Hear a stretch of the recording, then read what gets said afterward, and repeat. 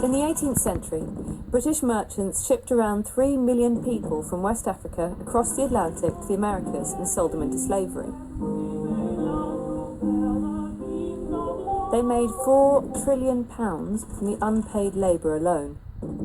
Portugal and Holland pioneered this slave route. Britain made a national fortune from it. Much of the Britain we know today was built with slave money. Ports, cities and canals. Even the Church of England has admitted making money from the slave business.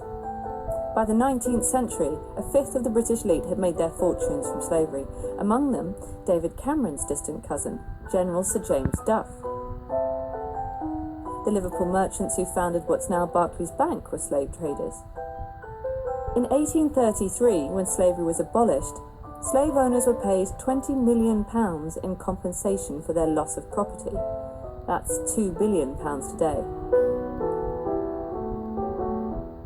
More than 10 million people died as a direct result of the Atlantic slave trade, but the survivors got nothing. West Africa, nothing. Now 15 Caribbean states, including Jamaica, have launched the first united campaign for reparations from Britain, France and Holland. They have suggested compensation equal to the sum offered to slave owners in the 1830s, £2 billion. They also want an apology, recognition of the historic atrocity. They hid in caves. My great-grandmother was born in a cave to make sure that she was not born as a slave. And that is what Britain perpetuated. But the British government has refused to give either. David Cameron's first official visit to Jamaica has amplified calls on Britain to agree to reparations.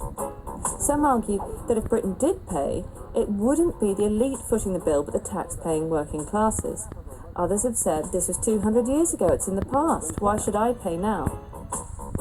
In Jamaica, slavery was followed with a century of colonialism. Most of the land is still in the hands of Europeans. When the Brits left in 1962, 80% of the population were functionally illiterate. Male literacy remains 4 points below the global average. 19% of the country live in poverty. When historic crimes have generational victims, who should pay?